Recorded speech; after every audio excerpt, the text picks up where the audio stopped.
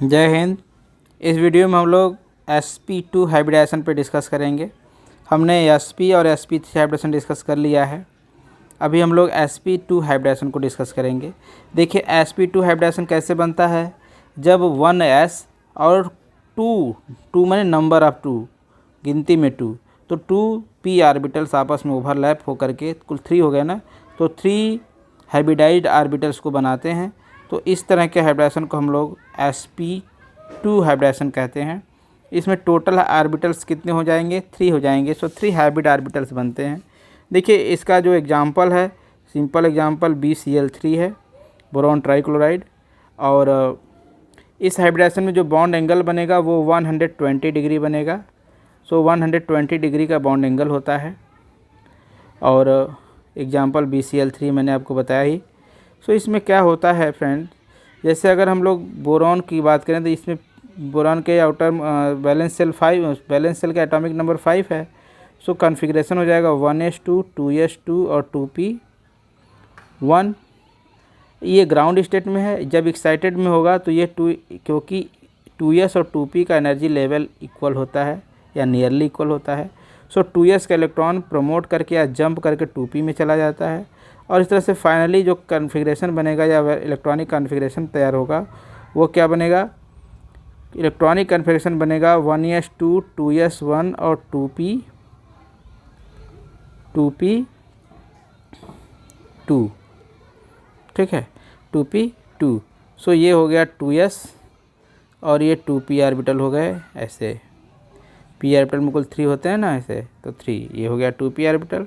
सो एक यहाँ पे इलेक्ट्रॉन प्रेजेंट है, एक इलेक्ट्रॉन यहाँ प्रेजेंट है और एक इलेक्ट्रॉन यहाँ प्रेजेंट है। तो जो ओवरलैपिंग होगी वो केवल इन 3 आर्बिटल्स में होगी। तो s का 1 है और p के 2 हैं। इस तरह से जो हाइब्रिडाइजेशन बनता है वो sp2 हाइब्रिडाइजेशन तैयार हो जाता है। सो फ्रेंड्स यही है sp2 हाइब्रिडाइजेशन। और इसमें आपको जो ध्यान देना है वो ये है कि जो इलेक्ट्रॉनिक कॉन्फ़िगरेशन है वो ग्राउंड स्टेट और एक्साइटेड स्टेट में क्या डिफरेंस होता है वो आपको ध्यान देना है। और देखिए इसमें होता है क्या कि sp2 हाइब्रिडाइजेशन में जो बॉन्ड एंगल है वो 120 ही है। तो हम लोग अगर इसके स्ट्रक्चर्स को बनाएं तो ऐसे बनाएंगे। देखिए ये जो बनाया हुआ है इसको आप अच्छे से समझिए, इसमें कोई दिक्कत नहीं है। देखिए जैसे ये p आर्बिटल के लोब हैं तो ये px हो गया।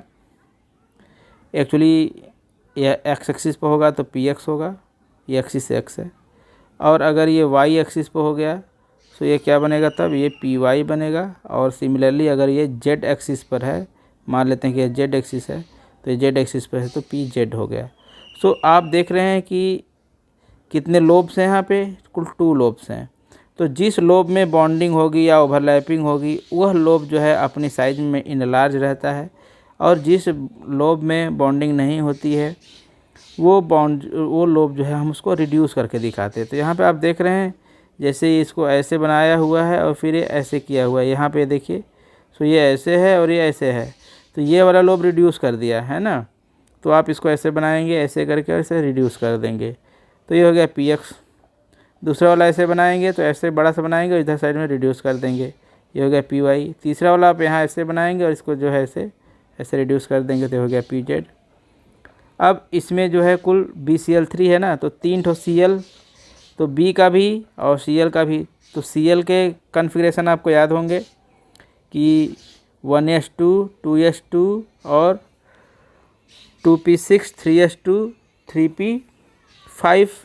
p में 5 इलेक्ट्रॉन्स होते हैं इसके। तो p में p आर्बिटल में 5 इलेक्ट्रॉन्स होते हैं। तो एक वैकेंट आर्बिटल है जहाँ पर 1 इलेक्ट्रॉन केवल प्रेजेंट है। सो वही क्या करता है आर्बिटल, ऐसे यहाँ पे एक शेयर किया तो ये Cl का आर्बिटल है।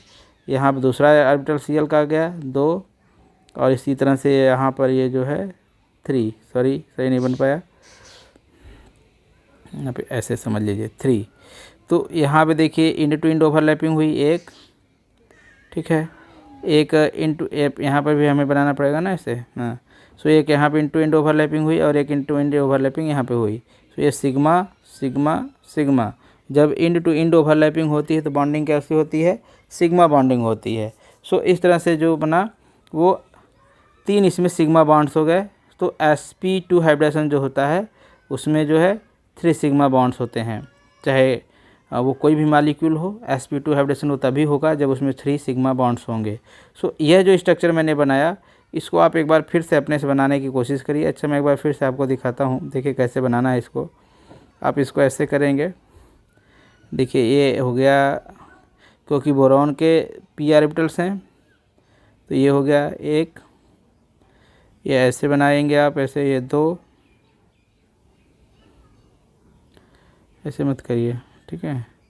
ये हो गया एक और ये हो गया, सॉरी, ये हो गया सेकेंड और यहाँ पे ऐसे कर लीजिए तो ये हो गया थर्ड।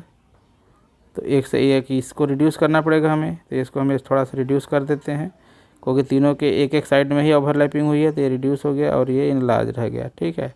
अब ये Cl है, तो ये Cl का ये कोई 1 Cl हुआ, ये अनदर Cl हो गया सेकेंड, उसके भी p ऑर्बिटल्स हैं और एक किसी और Cl के p ऑर्बिटल्स हैं। तो यहाँ पे जो इंड टू इंड ओवरलैपिंग हो रही है 1 2 3 कुल 3 प्लेसेस पर, ये तीनों जगह पर सिग्मा सिग्मा और सिग्मा बॉन्ड्स बन गए। तो इस तरह से सिग्मा बॉन्ड्स बन गए और यहाँ पे जो बॉन्ड एंगल है वो 120 डिग्री का एंगल है। सो इस तरह से BCl3 मॉलिक्यूल का फॉर्मेशन होता है।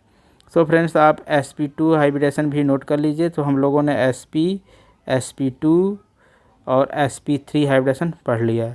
अब हम लोग जो है आगे के एग्जाम्पल में क्या पढ़ेंगे, देखिए इसमें orbital diagram, overlapping diagram CH4 का, C2H4 का और C2H2 का, ये तीनों के ऑर्बिटल ओवरलैपिंग डायग्राम आपको पढ़ने हैं।